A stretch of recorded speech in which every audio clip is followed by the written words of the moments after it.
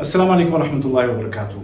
दोस्तों, आज मेरे साथ नेपाल की एक मारूफ और मोतबर शख्सियत तशरीफ़ फरमा है। नेपाल के बारे में कहा जाता है कि ये मुल्क दुनिया में कभी किसी का ग़ुलाम नहीं हुआ और उसकी वजह शायद यहाँ के लोगों के अंदर वो जो एक आज़ादी की तड़प है और आज़ाद रहने की जो आरज़ू है हमेशा से रही है और उसके लिए ये हमेशा से कुर्बानियाँ देते आ रहे हैं और बहुत सारी कुर्बानियाँ दे करके बिल आखिर नेपाल की इस वक्त वो शक्ल हमारे सामने है जो हम जानते हैं, जिसे हम जमहूरी तर्ज़ हुकूमत कहते हैं।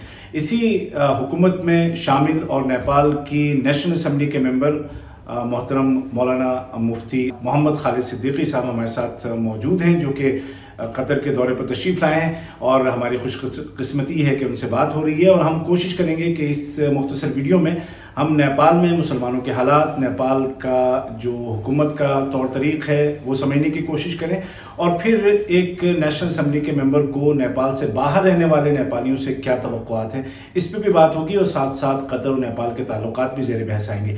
तो मौलाना मुफ्ती मोहम्मद खालिद सिद्दीकी साहब, सर पहले तो बहुत बहुत शुक्रिया, आपने मौका दिया बातचीत का और कतर में हम आपको खुशामदीद कहते हैं। बहुत बहुत शुक्रिया और आपके इस चैनल का भी शुक्रिया कि आपने हमारी इज़्ज़त अफजाई फरमाई।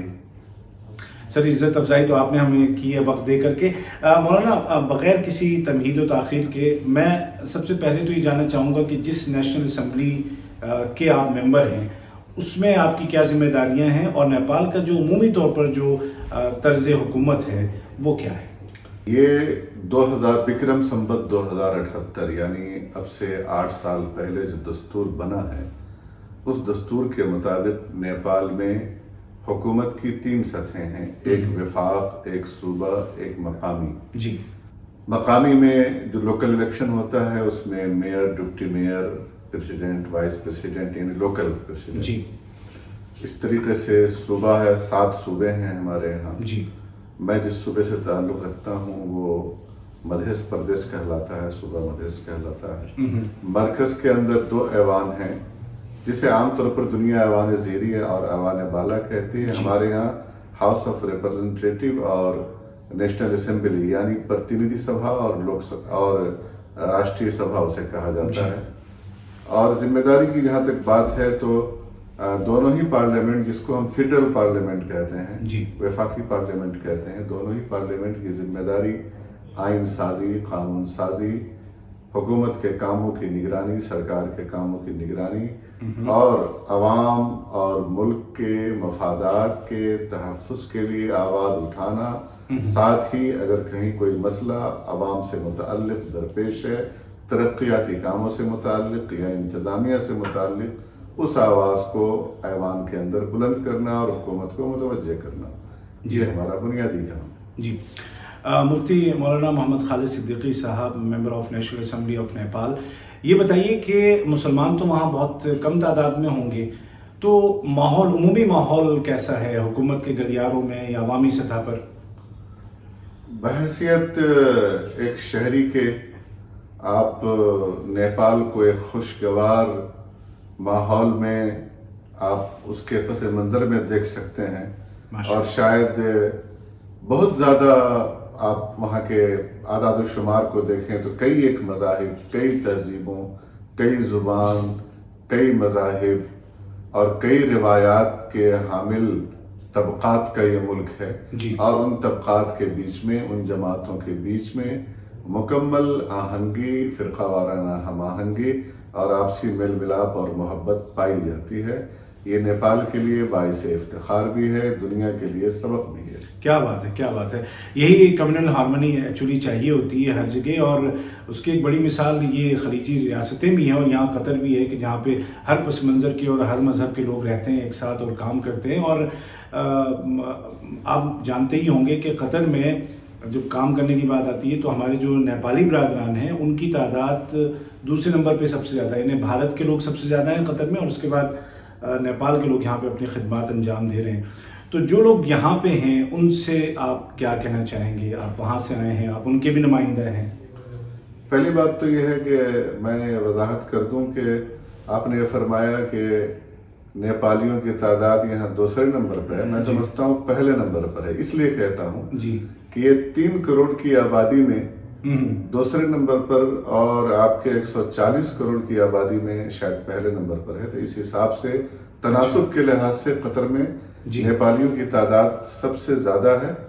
اور یہ اس لیے ہے کہ نیپالی ایماندار ہوتے ہیں، اپنے کام کے پکے ہوتے ہیں، اس جہاں جاتے ہیں اس ملک کے آئین کی، دستور کی پابندی کرتے ہیں، قوانین اور ضوابط کو مانتے ہیں.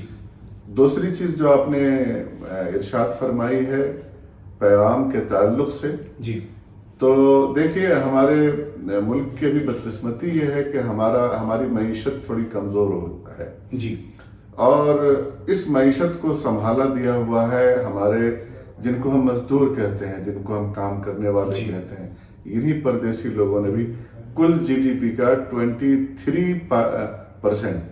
23% آپ کو ان کی شراکت ہے ملک کی کل جی ڈی پی کے اندر. اور یہ ایسی چیز ہے جس کی قدر کرنی چاہیے. ان کے ہمارے نیپالی مزدوروں کا پسینہ ہمارے لیے بہت قیمتی ہے، ہمارے ملک کے لیے بہت قیمتی ہے. اور میں ان کو کیا پیغام دوں؟ ہم تو یہ کہیں گے کہ ان کی جتنی ہمیں عزت افزائی کرنی چاہیے اور جتنا ان کا سمان کرنا چاہیے، شاید اس میں کچھ کمی ہی ہو رہی ہے، مجھے ایسا لگتا ہے. بہت اچھی، بہت خوبصورت بات. اور مولانا آپ قطر میں ہیں تو قطر نیپال کے جو تعلقات ہیں ماشاءاللہ وہ بھی بہت اچھے ہیں. اور مجھے یاد ہے کہ 2022 کے ورلڈ کپ کی جب تیاریاں ہو رہی تھی تو اس میں بہت سارے قطر کے مخالف جو پروپیگنڈا ہوا تھا اس میں نیپالی ورکرز کو ہتھیار بنانے کی کوشش کی گئی تھی. لیکن اس موقع پر یہاں پہ نیپالی ایمبیسی نے اور پھر نیپالی گورنمنٹ نے بڑا مثبت کردار ادا کیا تھا. تو قطر اور نیپال کے جو تعلقات ہیں ماشاءاللہ گزشتہ چند سالوں میں بہت ہی اچھے اور اچھائی مزید بہتری کی طرف جا رہے ہیں. اور ابھی خبریں ہیں کہ صاحب سمو امیر شیخ تمیم بن حمد آل ثانی بھی جلد نیپال کا دورہ کرنے والے ہیں. تو اس حوالے سے ان تعلقات کو آپ کہاں دیکھتے ہیں اور مستقبل میں آپ کو کیا امید ہے؟ قطر اور نیپال کا تعلق کئی دہائیوں سے بلندیوں کو چھو رہا ہے اور ان میں کافی شراکت ہے. اب یہ شراکت کئی معاملات میں، کئی میدانوں میں بڑھنے کی امید ہے، توقعات ہے. صاحب السمو الامیر شیخ تمیم کے دورے کی خبریں ہم بھی سن رہے ہیں. یہ نیپال کے لیے، قطر کے لیے، دونوں ملک کی ترقی کے لیے، خوشحالی کے لیے اور بالخصوص نیپال میں سرمایہ کاری کے لیے اور نیپال کے اندر روزگار کی فراہمی کے لیے، کیونکہ جب سرمایہ کاری ہوگی تو روزگار کے مواقع میسر ہوں گے. گویا ہمہ جہت طریقے سے یہ ان کا دورہ دونوں ہی ملک کے خوشگوار تعلقات میں مزید بہتری اور استحکام لانے کے لیے انتہائی مفید، اور میں ایک لفظ کہوں تو شاید غلط نہ ہو کہ انشاءاللہ تاریخی ثابت ہوگا. انشاءاللہ تاریخی تو ہے، یہ پہلا دورہ ہوگا میرے خیال ہے کسی بھی گلف اسٹیٹ کے ہیڈ کا پہلا دورہ ہوگا یہ. اور یہ یقیناً یہ گلف کے پہلے مطلب سربراہ کا دورہ ہے، اور نیپالی، ہماری حکومت اور نیپال کے عوام ان کو خوش آمدید کہنے کے لیے بے چین ہیں. ہم لوگ خود تیاری کر رہے ہیں ان کے استقبال کی کہ بسر و چشم تشریف لائیں. ماشاءاللہ جی، اللہ تعالیٰ آپ لوگ سب کو سلامت رکھے. اچھا، ایک آخری جو معلومات نیپال کے حوالے سے، کتنے مسلمان ممبران ہیں آپ کے ہاؤس آف ریپرزینٹیٹیو میں اور نیشنل اسمبلی میں؟ ہاؤس آف ریپرزینٹیٹیو میں کل 6 افراد ہیں اور نیشنل اسمبلی کا میں اکلوتا مسلم ممبر ہوں. اچھا، ٹھیک ہے. اور جو ذیلی سطح پر جو دیگر سطح ہیں حکومت کی، اس میں بھی یقیناً پارٹیسپیشن ہے؟ یقیناً ہے، پارٹیسپیشن ہے. گرچہ وہ بہت زیادہ اطمینان بخش نہیں ہے، لیکن ہم میں چونکہ تعلیمی بیداری نہیں ہے، شعور بیدار نہیں ہے، جہالت ہے، پسماندگی ہے، غربت ہے، ان تمام کی بنیاد پر یہ تخلف، یہ پسماندگی ہے، انشاءاللہ دھیرے دھیرے دور ہوگی. انشاءاللہ. مولانا، آپ جمعیت علماء نیپال سے تعلق رکھتے ہیں اور آپ کے علاوہ اور بھی وہاں پہ سیاسی، دینی، ملی تنظیمیں ہیں، رفاہی اور سماجی تنظیمیں ہیں، سب مل کے آپ لوگ کوشش کر رہے ہیں.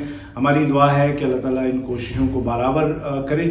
اور آپ تمام جو لوگ بھی ایک عرصے سے کوششیں کر رہے ہیں اپنی کمیونٹی کے لیے، اپنے ملک کے لیے، آپ لوگوں کے لیے بھی بہت ساری دعائیں ہیں. آپ نے وقت دیا، آپ کا بہت بہت شکریہ. ایک دنیا آپ کو سنتی ہے اور اب نیپالی بھی سننے لگے ہیں اور ہم بھی سنتے ہیں. آپ کا بہت بہت شکریہ. بہت شکریہ دوستوں. اسی کے ساتھ اجازت دیجیے, انشاءاللہ پھر ملاقات ہوگی. خدا حافظ.